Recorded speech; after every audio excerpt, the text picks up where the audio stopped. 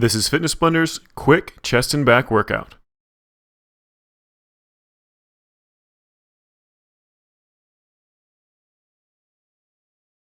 In this workout, we're going to be doing one round of 8 different exercises for the chest and back, and we're doing 10 repetitions of each exercise.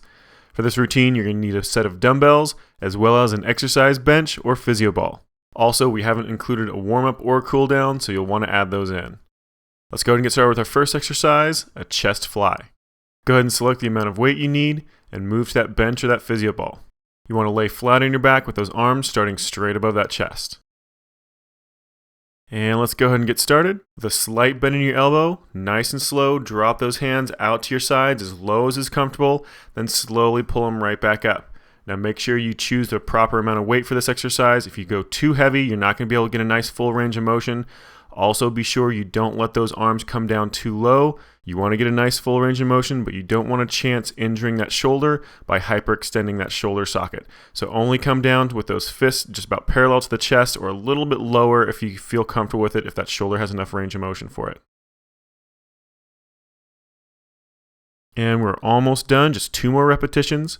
Make sure that motion stays nice and slow and under control. Still trying to get that full range of motion. All right, go ahead and let it relax. Go ahead and stand up. Go ahead and set those dumbbells down and select your next weight for the next exercise, which is going to be the reverse fly. All right, from a standing position, you're going to bend over from those hips, get a nice flat back, bend those knees slightly. And those arms going to come straight out to your sides, basically the exact opposite motion we just did for that chest. This one's going to be focusing on those rhomboids, a little bit into those trapezius muscles, feeling a little bit in that rear deltoid as well. Just a nice slow pull, bring those arms up to about chest level, higher if you can. Again, select the right amount of weight to get as full range of motion as possible, so you're really challenging yourself at the very top of that range of motion. Now, if you find you can't get that hand all the way up to chest height, it means you're using too much weight, so go ahead and drop your weight down a little bit. And that's our last one right there. Go ahead and set those dumbbells back. Get ready to select that weight for that next exercise, which is going to be the underhand chest press. And this exercise is done in a similar position as our first exercise, so you're going to start flat on your back, those hands directly above that chest. And go ahead and start up by dropping those elbows down close to your rib cage. And then at the top of that range of motion, when you press it back up, you're going to twist those hands so you're facing those palms of those hands up towards your head or facing up over your head. Then nice and slow, curl them back facing towards each other as you bring those elbows down by that rib cage before you press it right back up, rotating those hands again at the very top of that range of motion. Now just keep that motion nice and slow under control. Tight squeeze the top every single time. Got just one more repetition. And let it relax. All right, go ahead and stand back up. Set those dumbbells back up. Go ahead and get ready to select that weight for that next exercise, the bent over narrow row.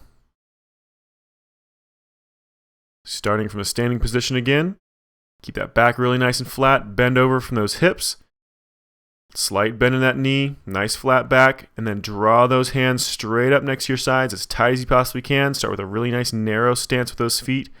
You want to keep those hands as close into that rib cage as you can. Try to really let those shoulders relax that bottom of that range of motion. You actually let them droop forward just a little bit and then squeeze those shoulder blades back together. Nice tight pinch between those shoulder blades before you start that row with that hand. Now that'll just allow you to focus on that rhomboid that much more. All right, go ahead and set those dumbbells back up. Go ahead and get ready for that next exercise. Select that weight for the wide chest press. Now this is more of a traditional chest press with those elbows out nice and wide straight across from each other. Just go ahead and grab that weight, flat on your back, starting with those arms directly above that chest. Then nice and slow, drop those elbows straight out to your sides, and then press it right back up. So at the bottom of that range of motion, you want to get down as low as you can, as low as is comfortable on that shoulder, and then press it right back up again, making sure you're keeping those elbows pointing in opposite directions from each other. Because as that chest starts getting tired, those elbows are going to want to start slowly drooping down towards the sides of that rib cage to make it a little bit easier for them. So make sure you're really concentrating on keeping those elbows out nice and wide. I'm going to take a quick second here to note that if you're using a physio ball like I am, you don't want to lift too much weight. You want to lift enough weight that you can control, but no heavier. If you start going heavier than that, you want to make sure you always use an exercise bench, something a lot more stable. All right, go ahead and let that relax. Go ahead and set that dumbbell up.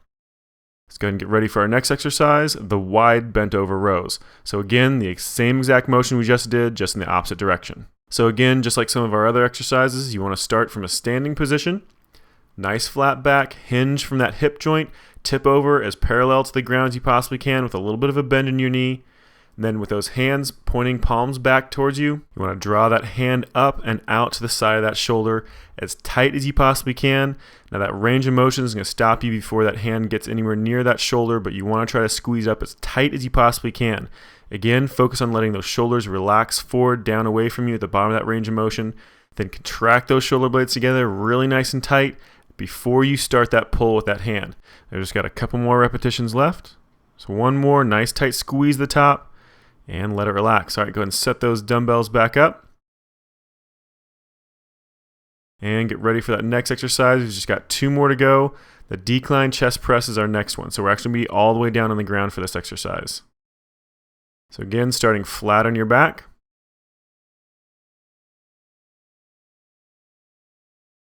Preferably, you want to, if you're in the gym, you want to find a decline bench to do this with, but if you don't have a decline bench, this works well also.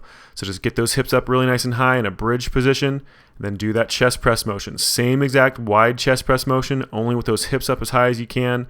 Now basically what this does is it moves a traditional chest press, which focuses on the middle part of your chest, to a decline chest press, which basically focuses on the lower part or that bottom lobe of your chest.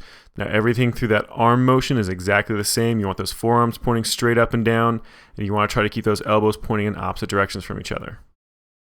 And that is your last one right there, and let it relax. All right, we have one exercise left. Go ahead and select that weight for it. We're doing a 45-degree angle row. You're also going to start this exercise from a standing position, but instead of going parallel to the ground, you're just going to tip forward to a 45-degree angle with that chest. All right, slight bend in those knees, nice flat back, hinging from that hip joint, and then that row motion is going to be identical to that wide row that we just did a little while ago, except that back's going to be at a 45-degree angle. You're still trying to pull those elbows up and out to the side really, really nice and wide, pointing those elbows in opposite directions, trying to squeeze that hand up towards that shoulder as tight as you can without actually rocking that forearm in towards your chest. You want to try to keep those forearms pointing straight down towards the ground the entire time. And got just one more repetition left. And let it relax. All right, go ahead and set those dumbbells down. And this workout is complete. Good job. You just finished Fitness Splinter's quick chest and back workout.